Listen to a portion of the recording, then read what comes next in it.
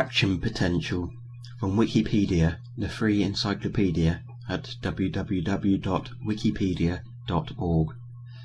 As the travelling signals of nerves and as the localized changes that contract muscle cells, action potentials are an essential feature of animal life. They set the pace of thought and action, constrain the sizes of evolving anatomies, and enable centralized control and coordination of organs and tissues. Non-propagating action potentials occur also in some plants. Basic features. When a biological cell or patch of membrane undergoes an action potential or electrical excitation, the polarity of the transmembrane voltage swings rapidly from negative to positive and back.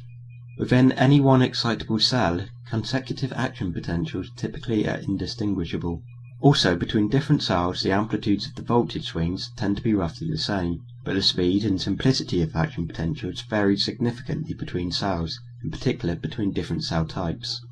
Minimally, an action potential involves a depolarization, a repolarization, and finally a hyperpolarization, or undershoot.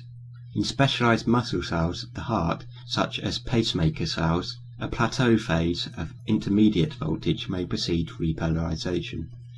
Underlying mechanism.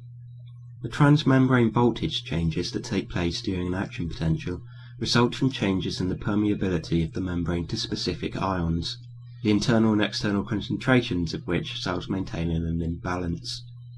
In the axon fibers of nerves, depolarization results from the inward rush of sodium ions, while repolarization and hyperpolarization arise from an outward rush of potassium ions.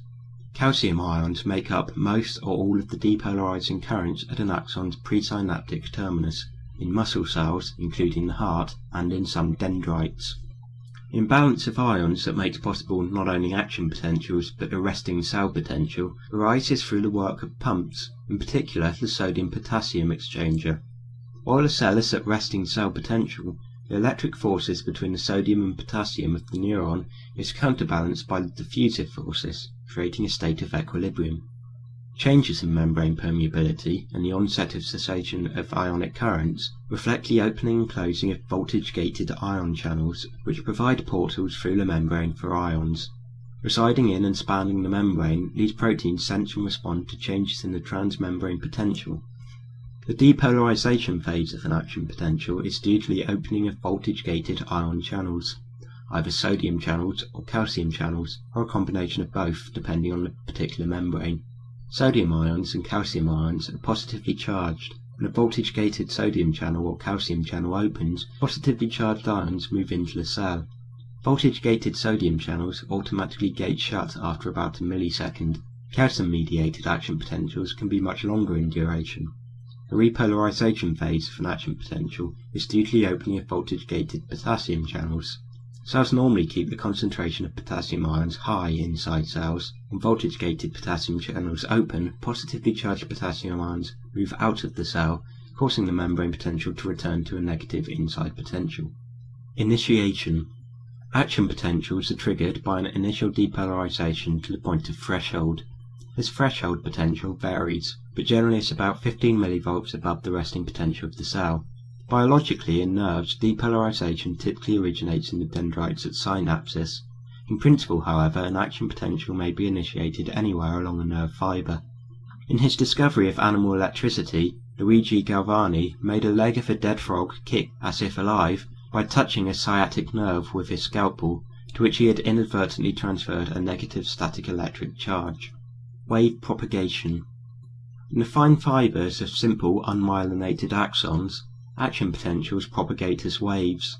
The propagation speed of these impulses is faster in fatter fibers than in thin ones, other things being equal. In their Nobel Prize-winning work uncovering the wave nature and ionic mechanism of action potentials, Alan Hodgkin and Andrew Huxley performed experiments on the giant fiber of Atlantic squid. Responsible for initiating flight, this axon is fat enough to be seen without a microscope. That is, it is about 100 to 1,000 times larger than is typical. This is assumed to reflect an adaptation for speed. Indeed, the velocity of nerve impulses in these fibers is among the fastest in nature. Saltatory propagation. Many neurons have insulating sheaths of myelin surrounding their axons. which enable action potentials to travel faster than in unmyelinated axons of the same diameter. The myelin sheathing normally runs along the axon in sections about 1 mm long, punctuated by unsheathed sections called nodes of Ranvier. Because the salty cytoplasm of the axon is electrically conductive, and because the myelin inhibits charge leakage through the membrane, depolarization at one node is sufficient to elevate the voltage at a neighbouring node to the threshold for action potential initiation.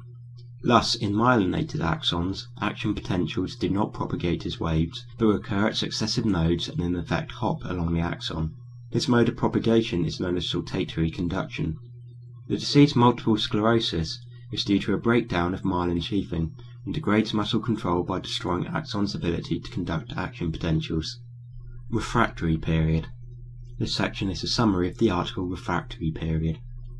Where membrane has undergone an action potential, a refractory period follows, during which a second action potential is inhibited due to reversible inactivation of ion channels. A refractory period limits the frequency with which a cell can fire. This varies between cell types and can be subject to regulation by enzymes or second messengers, for example. Noteworthy characteristics of the action potential. The initiation of an action potential is all or none, and the subsequent wave travels by active propagation. The same passive conduction that spreads depolarization from one node to another in a myelinated axon occurs over a shorter distance in unmyelinated cells, such that excitation in any path of membrane will depolarize the neighborhood around it and bring it to threshold. This regenerates the action potential in this neighboring region from the energy that's stored in the ionic imbalance there and advances the wave. As a result, the peak amplitude of the depolarization doesn't decrease as an action potential propagates, allowing it to cover distances that a passive electrical wave or signal could not. This active mode propagation is slower, however. Detection and observation. Action potentials are measured with the recording techniques of electrophysiology.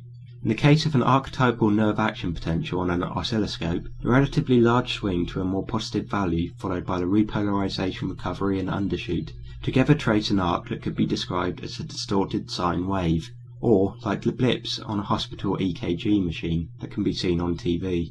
These EKG waves are a smear of the action potentials in one heartbeat, so they act more slowly than an individual action potential and have a somewhat more complicated shape. In an unmyelinated axon that is firing an action potential, the transmembrane potential at any instant will vary from point to point along the fibre, with its amplitude depending on whether the action potential wave has reached a point or past it and how long ago.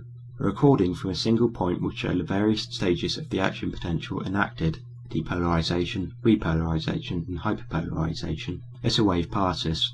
A neurochip containing EOS FETs is a new method to monitor neurons. Detailed features.